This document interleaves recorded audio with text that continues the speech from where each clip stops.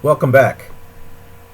As I was talking about last time, I was talking about the New Spain and the Spanish Empire in the Western Hemisphere. I want to correct one thing. I had said something about Marquette and Joliet. I should have held off on that because Marquette and Joliet I'll be talking about because they were had to do with New France and those explorers. In any case, I do want to wrap up with the Spanish and New Spain, and just to make one more point, and that's this: the question of who came to the Western Hemisphere: the Spanish, the Portuguese, the French, the Dutch, the English. Where did they come? And as we said with Spain, they um, basically all of South America, all of Central America, and California down, and the southern part of the United States as well. Uh, and in doing so, in having this vast empire that we said, with hundreds of thousands of Spaniards, and bringing the cross and the sword with them, uh, these conquistadors, these single men seeking their fortune, uh, and bringing along with them the priests for the God part of gold, God, and glory. They're bringing riches to the Spanish Empire. They're bringing themselves personal glory and fame and wealth, and and God gets in there by the priests that accompanied the Spanish conquistadors, the cross and the sword. Um, these men, these single men, remained, and they married native women.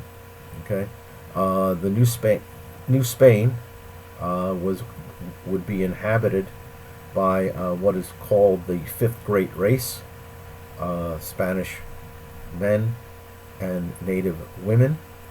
Um, Another aspect, another legacy that the Spanish brought, uh, and it's an unfortunate legacy.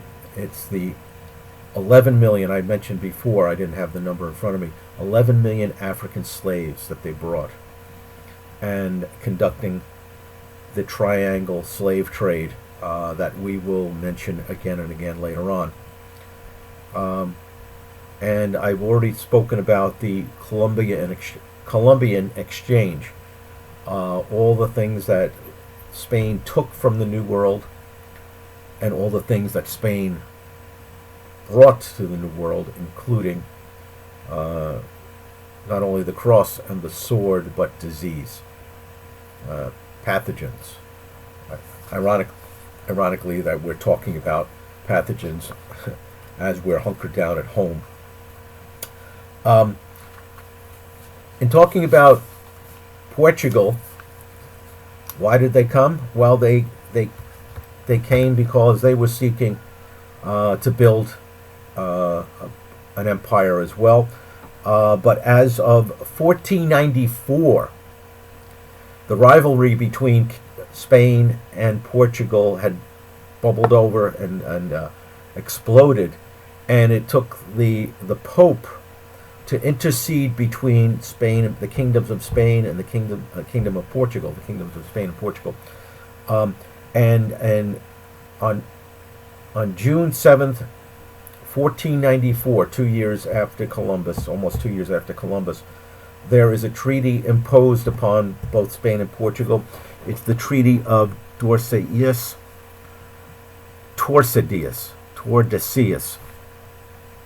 Sorry, Torse, Tordesillas, Tordesillas,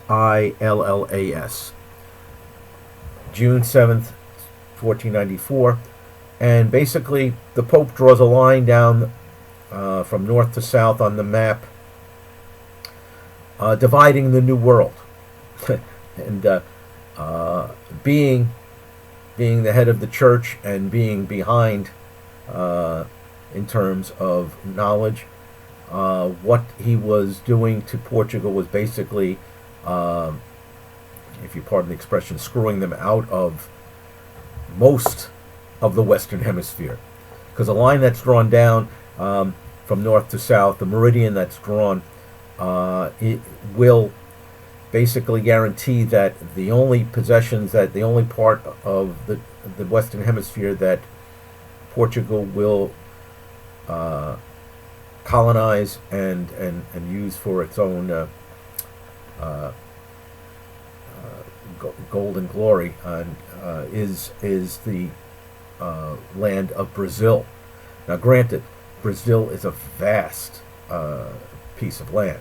Okay, it's the largest country in South America, no doubt, and the reason why they speak Portuguese in Brazil is because that's what became New Portugal.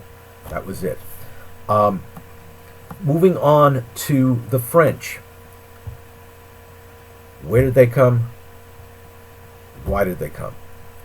The French are very, very interesting. And let me just mention some names. A name that is near and dear to many of us.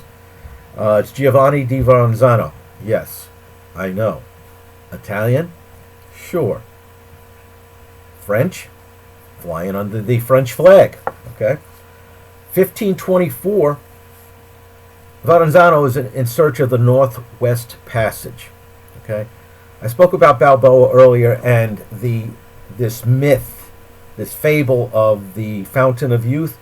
Well, there was a belief, a widely held belief in Europe that there was such a thing. I mean, once Columbus establishes that that there is a Western way to get to Asia, but first you have to get past the Western Hemisphere, North and South America. And once Magellan actually does that by going around the bottom of the Cape, the southern Cape of South America, and gets around the world, there is this widely held belief that, well, Magellan should have been looking for the Northwest Passage, the shortcut to Asia. Well, Verrazzano does not find the Northwest Passage, but he does find the Narrows and New York Harbor and sails sails along the Narrows between Brooklyn and Staten Island, and that's why we all pay a vast, large amount of money to get across there on the Verrazzano Narrows Bridge. What time? We got. We're into 8 minutes. Okay. Let me mention some other names. Well, Marquette and well, first of all, where did the French end up? The French basically colonize a good portion of northern North America. Okay, if you want to summarize where they basically could be found, northern North America would sum it up pretty nicely. Northern United States and Canada. Why these places? Well, let me get to that in a minute. Let me mention some of the other famous names. So we're going to be looking at the St. Lawrence area of Canada and the Mississippi River and the northern North America, as I said. Samuel de Champlain, Jacques Cartier, not the, well, maybe they are related to the big jewelry store with the pretty blue boxes. I don't know, but Samuel de Champlain, there's a name that you should know about the founding of New France, and let me not forget Father Jacques Marquette, like Marquette University in Milwaukee, Wisconsin, named after the Jesuit priest Father Marquette, and fur trader Joliet. Okay, Marquette and Joliet, and Why? Why do the French settle where they settle? Why do they settle in like cold, cold America, tundra America, places where it's winter most of the year, and then it's the 4th of July, and then you're back to winter again? Because they were looking for gold. They were looking for gold, but they don't find gold. They don't find gold bullion. They don't find shiny metal gold. What they find is gold in them dar furs. The fur-bearing animals: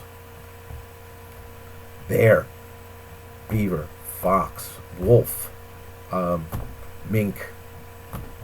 I don't know my furs, and I'm not supposed to wear fur anymore. But what the French discover in the vast north, the cold north of North America, is that these animals are there in abundance, and the furs are like gold back in Europe. Okay, and so they're going to go out, and those adventurers, those men seeking their personal fortunes and personal fame, are also going to be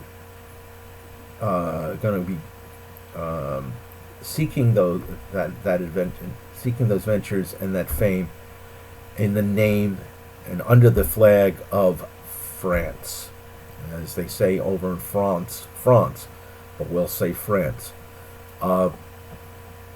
And these men knew that they had found gold, but now how were they going to get it all? All right, and I'm going to stop here. I'll continue in just a minute, and we'll talk about the Dutch also and the English. Bye for now.